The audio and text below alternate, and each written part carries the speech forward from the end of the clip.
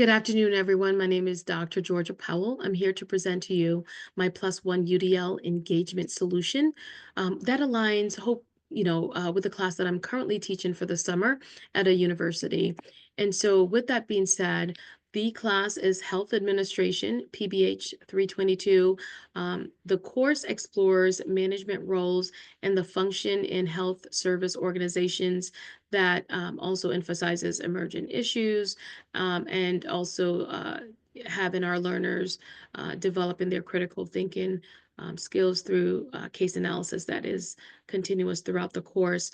And for this course is very assignment heavy. And so when we come to the paper in week 14, the 8 to 10 page paper, it builds anxiety for a lot of students, disinterest, and there's sometimes student, just completely avoid turning the paper in at all. And so how do we build engagement through this course to allow for weekly engagement, but also excitement and interest following up to that huge assignment? And so we'll discuss a little bit on how those tweaks will be explored.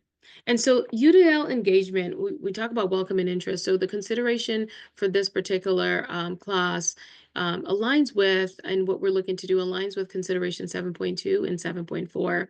7.2 talks about optimize relevance, value, and authentic voice, the voice of um, our learners, right? How do we connect learning to experiences that is more meaningful and more valuable to them? Also, consideration 7.4 that addresses biases, threats, and distractions, hoping to foster a space to learn and to take risk and to present what they're learning and applying it in other areas and to be able to take it to the next um, uh, um, steps. And so, with that being said, let's talk about what has worked well for this class. There's lots that are working well. There's a high interest in health administration. So the weekly engagement through discussion questions seems to be the high.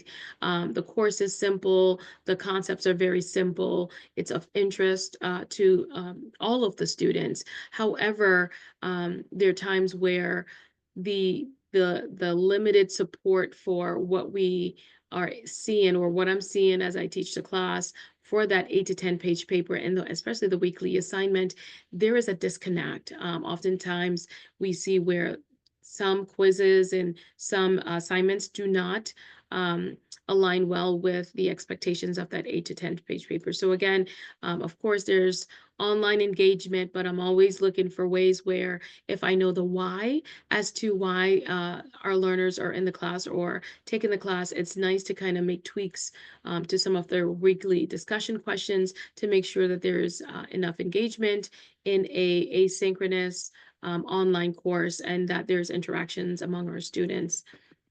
So these are the barriers. Again, the paper disconnect, 8 to 10 page paper. It's a heavy lift for a lot of our students. The quizzes sometimes misalign the expectations and doesn't really help to develop sometimes towards that 8 to 10 page paper, which is a huge expectation from the course. Some student confusion in, what is needed? What can I do? Does it have to be a paper, right? And then, it's moving away from this one size model guideline that everyone who may not write well or the anxiety builds from writing the 8 to 10 page paper.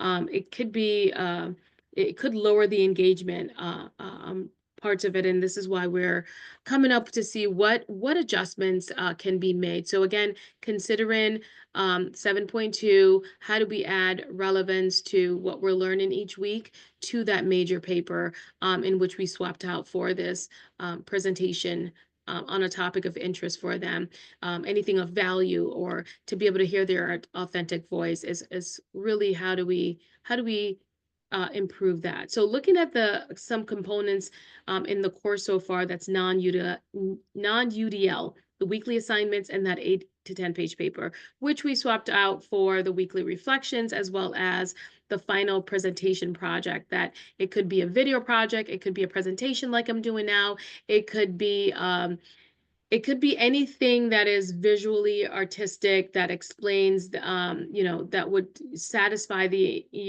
expectations of that assignment.